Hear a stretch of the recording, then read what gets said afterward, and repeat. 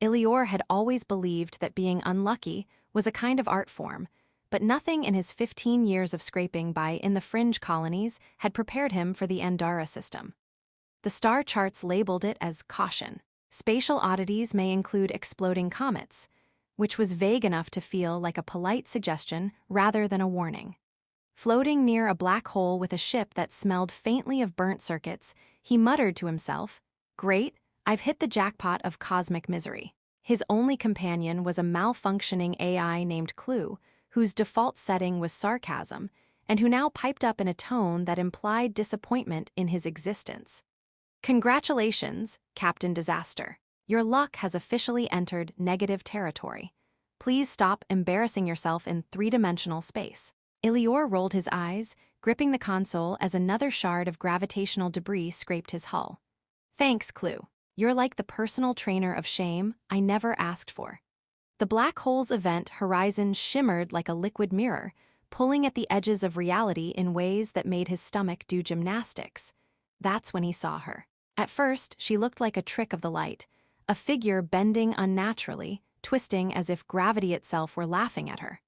Then she straightened, and Ilior blinked so hard he might have broken his eyelids. She was humanoid, yes, but all wrong in the ways that were fascinating. Her skin had a soft, pearlescent glow, her eyes flickered with iridescent color, and her ears, those ears. They were long, tapering elegantly above her head like the antennae of a very stylish alien rabbit. She waved a hand, and the air around her rippled like water disturbed by a thrown pebble. "I'm Lysara," she said, her voice melodic but slightly mechanical, like a synthesizer trying to sing. "You are far from your path." Ilior opened his mouth, then closed it, realizing that any attempt at clever retort would sound like a failed joke in a vacuum. Hi," he ventured. "Also, you may want a duck. That gravitational thing kinda hates visitors." She gave him a small smile, one corner of her mouth twitching upward, and tilted her head. The ears flicked in a way that almost seemed like a shrug. "I appreciate your concern, carbon-based disaster magnet," she said. Ilior choked on a laugh, thinking, somehow, she had already judged him accurately in less than 10 seconds. Before he could respond, the debris field shifted violently, and a pulse of energy surged toward her. Without hesitation, Ilior kicked thrusters into overdrive, diving his ship into the melee, forgetting protocols, regulations, and all sense of self-preservation. Sparks flew, panels screamed, and Clue announced in horror, "I am witnessing the annihilation of both logic and your hull integrity." Ilior groaned, but it didn't matter. Lysara reached out, and with a flick of her long fingers, the energy seemed to fold around her, dissipating like smoke in the wind. He blinked at her. Did you just? Save your questions," she said, landing gracefully on what passed for a solid surface in the warped field. "We must move. This area is unstable." Ilior looked at his ship, looked at her, and then muttered, "Yeah, no kidding.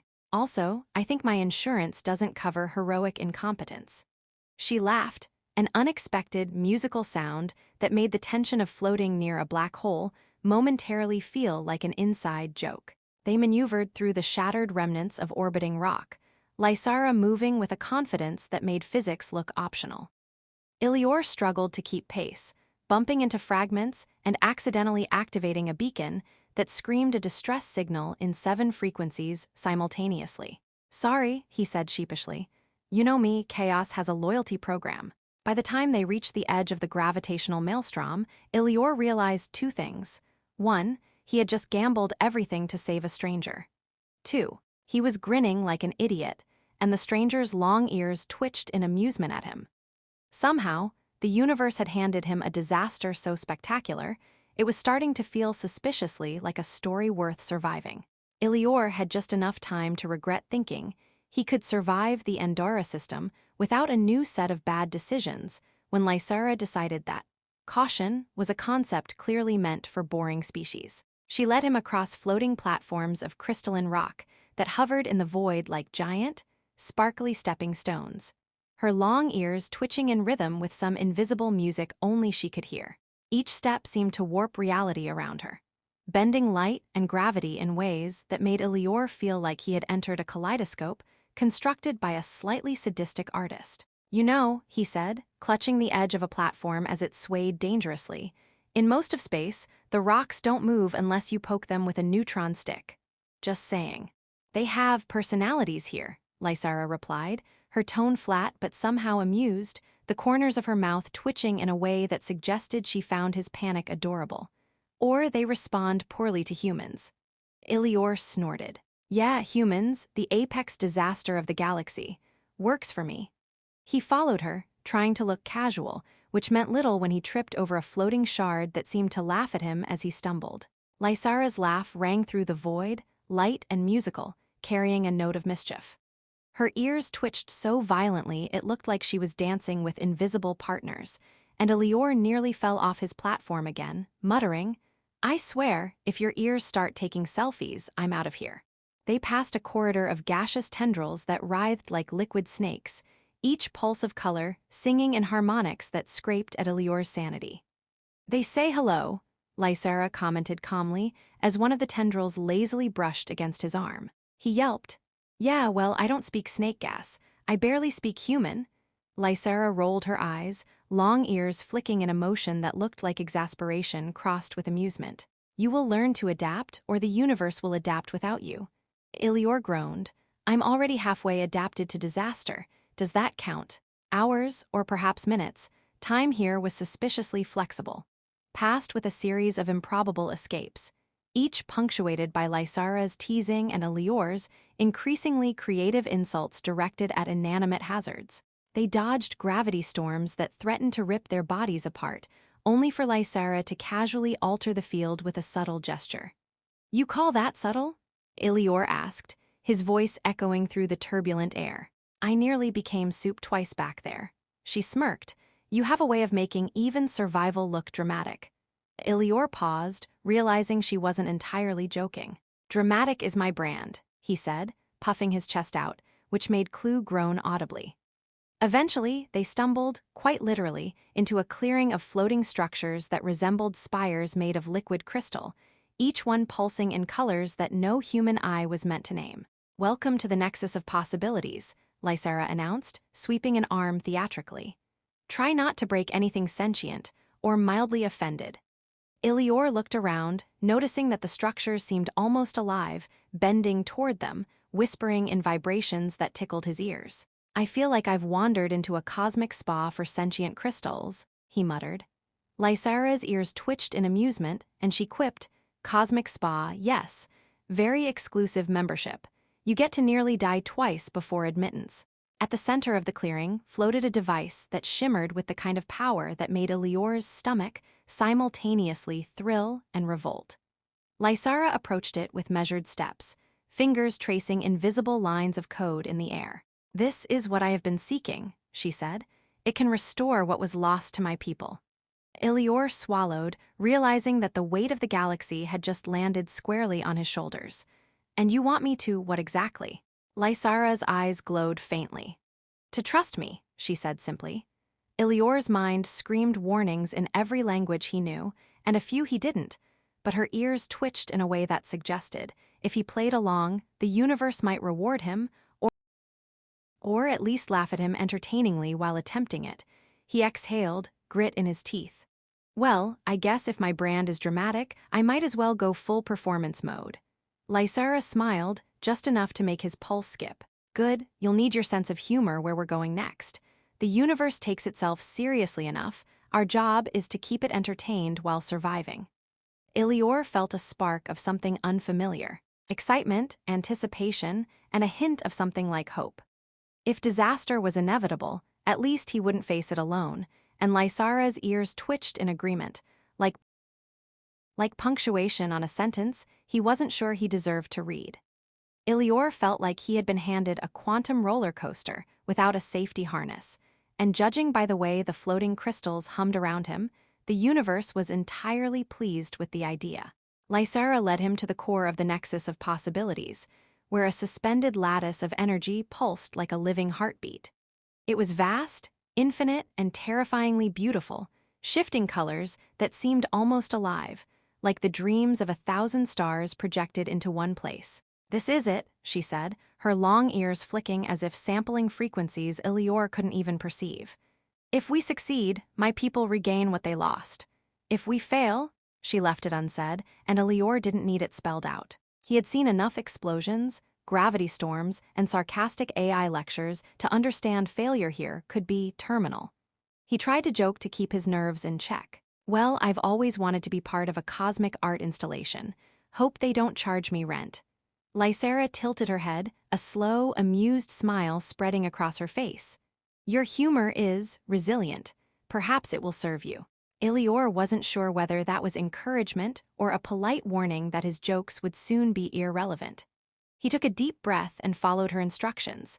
Align his hands with the lattice nodes, allow the energy to flow through him, and trust. Trust had never been his strong suit, but Lysera's calm presence, and her uncanny ability to survive every impossible scenario, made it seem less like a leap and more like a step into a wider world. As he focused, the energy moved through him, brushing against memory, fear, and hope all at once. He felt the chaos of the Andara system, the thrill of near-death escapes, and the ridiculousness of his own bad luck coalesce into something that wasn't panic, it was clarity. Lysera's hand brushed against his in the lattice, and her long ears twitched like a conductor cueing an orchestra. Feel it, she asked. It's the universe speaking or laughing or both. Elior nodded, unable to articulate anything except a choked laugh. Yeah, I think it's mostly laughing at me. She laughed too, a sound that resonated through the energy like a shared heartbeat. The lattice flared in response, arcs of light knitting together fragments of Lysera's exile and the scattered remnants of her people. Elior felt himself being lifted, not physically, but in essence, as though the universe was rewriting the ledger of his life. He saw glimpses of himself from before, stumbling, sarcastic, cautious, and compared them to who he was now. A human capable of risking everything for something beyond himself, someone who could navigate chaos with courage and wit. When the brilliance faded, the nexus was silent, serene, and impossibly balanced. Lysera stepped back, her long ears settling, a soft glow in her eyes that spoke of relief and triumph. Look at that, Elior said, glancing at the restored lattice. We didn't die, and I didn't even get fired from existence. Lysera's lips quirked into a small smile. You have changed, Elior. You are no longer simply a survivor of luck. You are part of this, of possibilities. Your fate is broader now. He felt it too, an expansion, a sense of being tethered to something larger than Earth, larger than misfortune, larger than himself. He laughed, a rich, unguarded sound. Guess I'm officially interstellar material now. Do I get a badge? Lysera's ears flicked, amused, and she said softly, the universe does not issue badges, but it does offer chances to matter. Elior looked out at the glowing lattice, the floating crystals, and the faint ripples where energy whispered across the void. He understood that his life, once predictable and dull, was now intertwined with galactic currents, alien destinies, and the mischievous humor of a long-eared alien woman who had trusted him anyway. He turned to her, realizing that he would never be the same. He would carry this adventure, the lessons, and even the chaos wherever he went next. All right, he said finally, a grin spreading across his face. So, next cosmic disaster, same team? Lysera's laugh echoed across the nexus, light shimmering along the lattice like applause. Next time, she said, I promise not to let you near the unstable quantum muffins.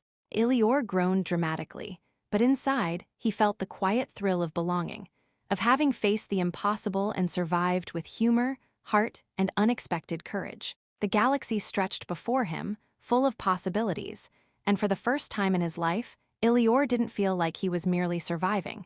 He was exactly where he was meant to be. The glow of the restored nexus still shimmered across the void as Elior and Lysera drifted through the calm aftermath, their passage leaving faint ripples in the energy field that had once threatened to unravel them both. Elior's hands hovered over the controls of the shuttle, though there was little for them to do now.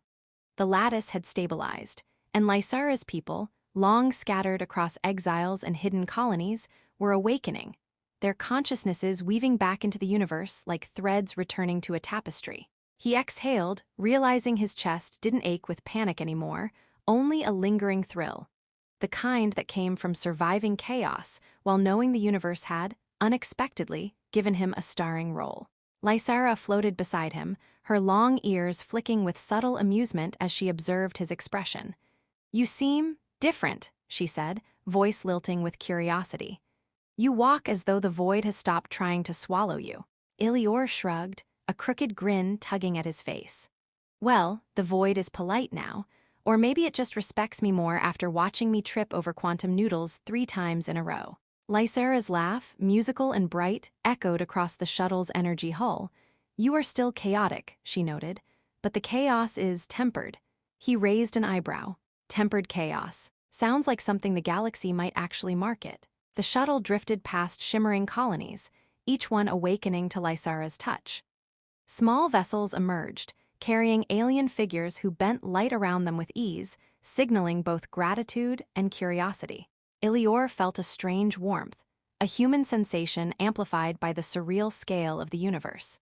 He had come to the Andara system a hapless wanderer, expecting disaster and boredom in equal measure, and now he was witnessing civilizations reclaiming what was theirs, with him inexplicably a part of it.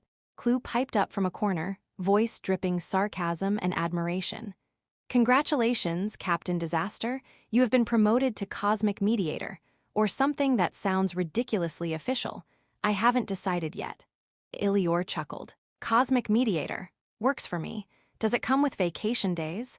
Lysera flicked an ear, amused. "No, but you get the benefit of knowing that you helped weave possibility into existence."